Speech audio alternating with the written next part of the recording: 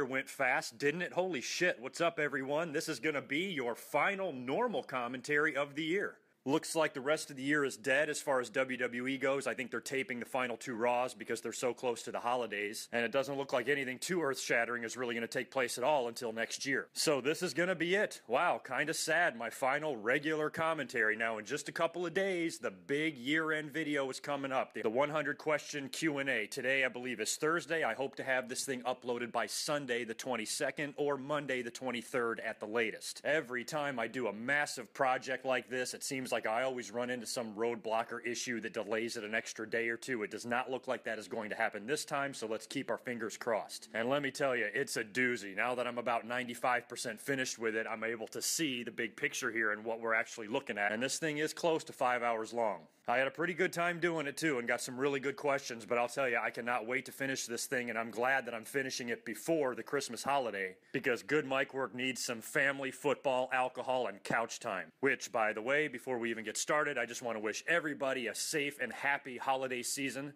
Whether you celebrate Christmas or Hanukkah or some other God's birthday, or if you're somebody like me that doesn't celebrate anything and he just enjoys being around his family, taking some time off from work, and relaxing a little bit. To me, that's what the holidays are all about. Not to mention all the loot. That doesn't hurt either. Now let's get into some WWE business. I'm going to kind of talk into general terms here about what we've seen over the past couple of weeks, especially TLC. The big unification match took place, and I love the outcome. I actually had no problem with it whatsoever. It didn't matter what the outcome was going to be here. Whether Cena won, whether Orton won, the Smarks were going to be pissed. So there's nothing at all I can do about that. But I actually like the swerve because here I had been saying that there's no way they're going to be able to have this match with such a short amount of build-up for it. The fans seem to be shitting on it. It seems like a missed opportunity to unify the belts just on a whim like this instead of building this for a big-time pay-per-view or a big-time moment.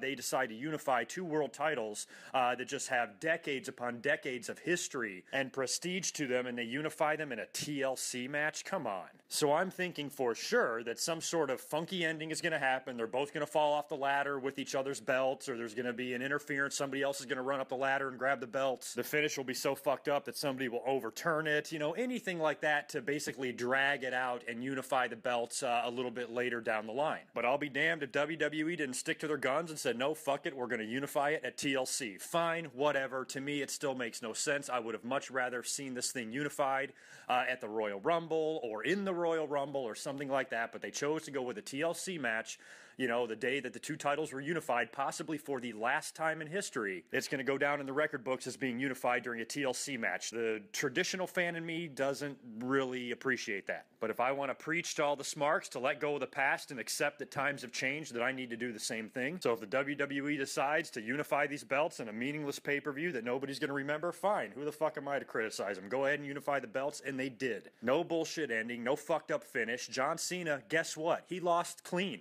I mean, as clean as you can for a TLC match. I know a lot of people are going to be like, well, no, he didn't lose clean.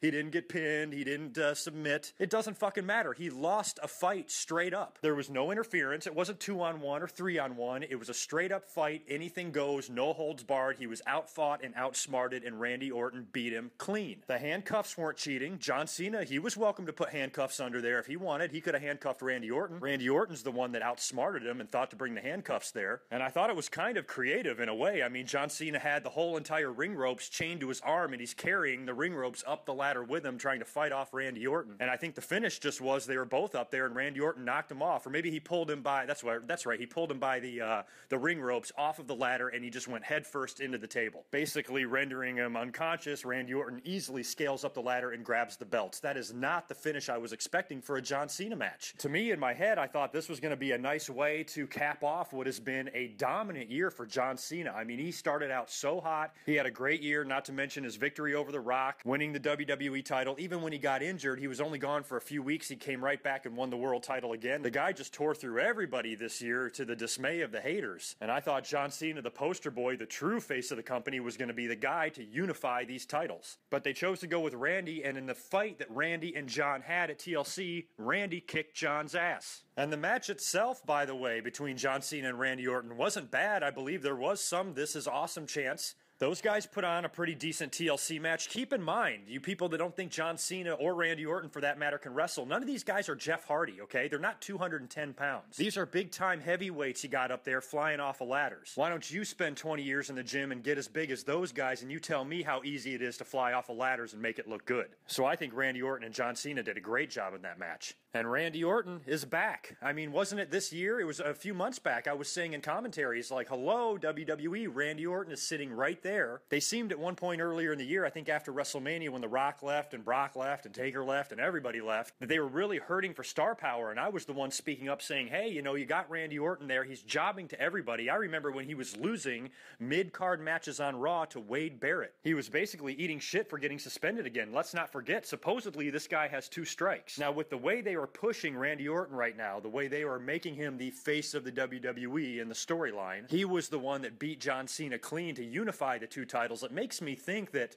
maybe his 2 strikes aren't so too strikey anymore. Either that or maybe they have a total, complete, 100% amount of trust that he will never screw up. Maybe that second failed test was something, you know, that wasn't so bad and WWE is not really worried about it. Maybe he somehow got a strike taken away and he's a little more secure now. Whatever the case, it does not seem like they are worried about him at all and his future and his role with the company. He is right back on top. He had a little 1.5 to 2-year break there where he really wasn't doing anything, and bam, just like that, right back in the mix, feuding with fucking John Cena again. So even though a lot of the fans hate to see this guy on top, I'm glad the WWE is at least utilizing him. They had him on the roster there. He's got a great legacy. I thought they were always billing him as the fucking A-Rod of the WWE. Well, actually, A-Rod is not a very good reference anymore because he's a piece of shit, but basically billing him, I don't know, the Jeter. I actually think initially the WWE had higher hopes for Randy Orton than they did for John Cena. But Cena just soared right past Randy Orton over the years there, and he became the guy that was going to be the face of the WWE. And I think maybe the WWE just wants to bring Randy Orton back up so they can have these 2 megastars in the company again. Forget whether or not you agree with whether they're megastars. Bottom line is they're megastars, and there's nothing you can do about it. But throughout the years, there's always been 2 major guys like that. Hogan Savage, Hogan Warrior, Brett, Shawn, Austin, Rock, and now Cena and Orton. This is what era we're in.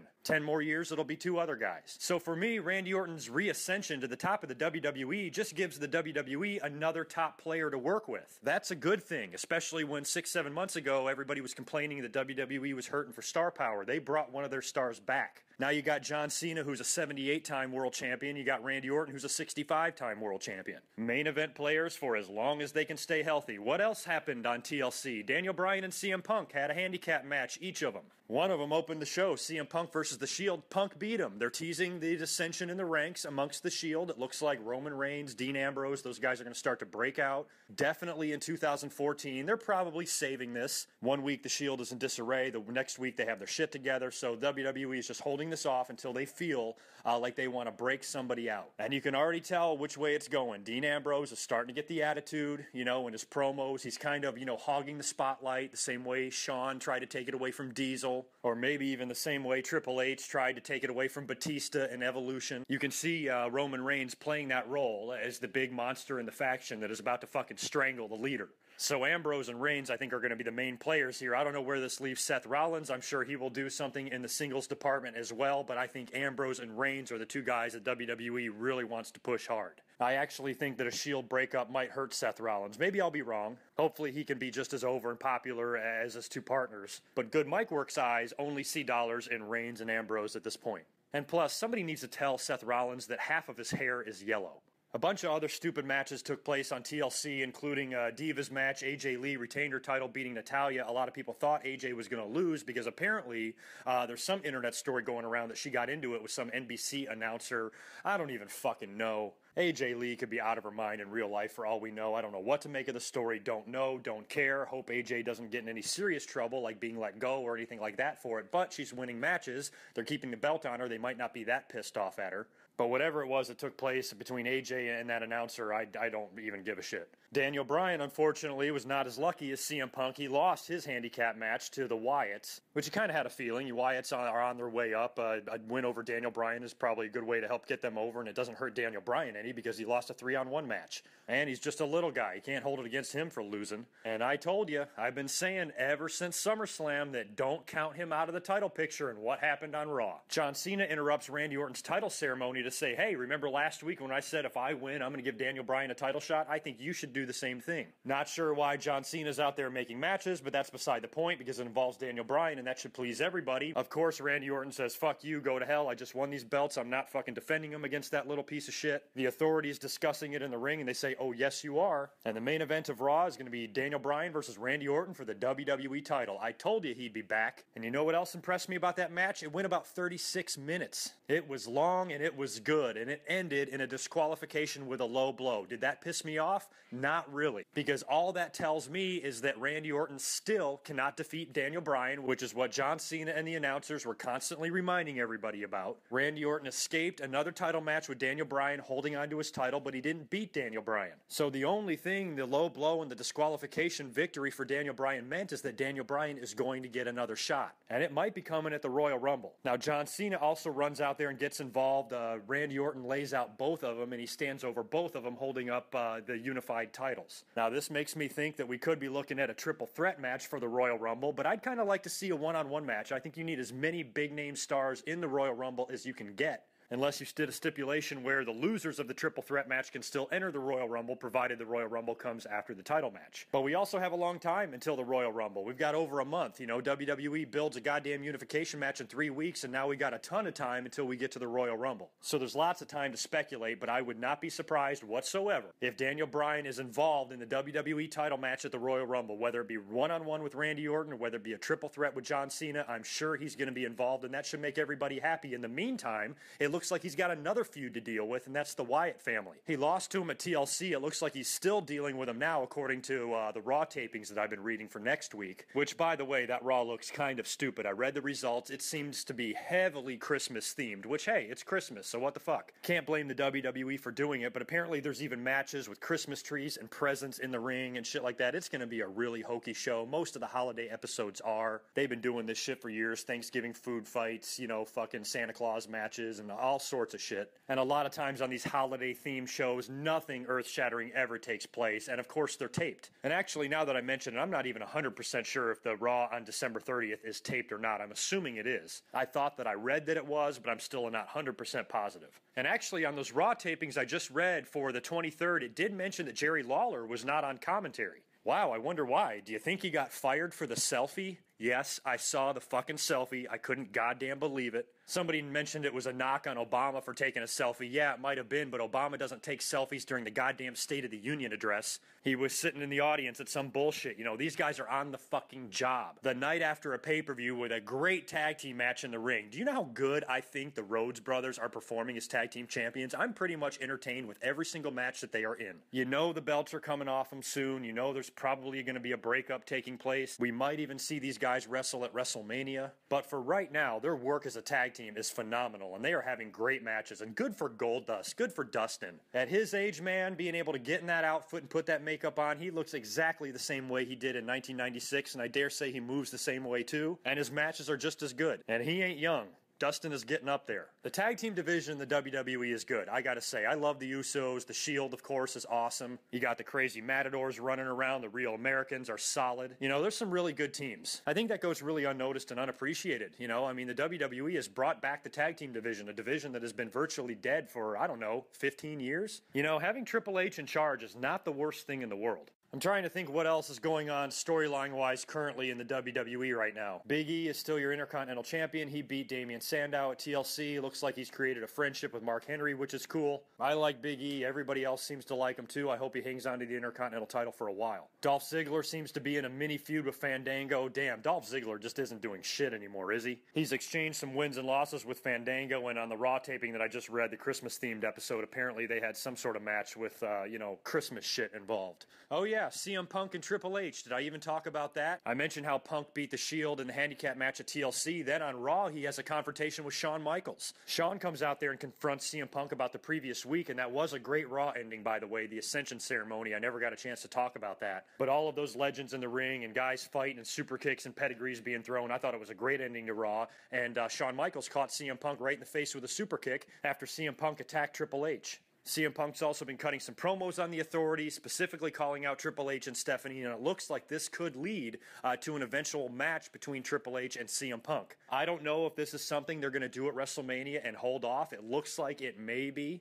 But a feud with Triple H wouldn't be bad. I think that would be great. CM Punk's promo work is great. The things he can say to Triple H, let's not forget what got CM Punk over in the first place 2.5 years ago when he called out Triple H and Stephanie for being doofuses and idiots and shit like that. So this could be good stuff. I'm hoping the feud happens, and I'm hoping the feud is good. So I think that is it. Good mic work is going to call it a year. I'm done. It has been a wonderful year. Thank you to everyone who supported the channel this year and every year I've been on here. And my big end-of-year video project, my Christmas gift to you, will be coming in just a couple of days. Like I said, keep an eye out for it this Sunday or this Monday. And I hope it will provide you with something to watch when you're sitting at home, hopefully with some holiday vacation time. Have a happy and safe holiday. Have a happy and very safe New Year. I love you all. Peace.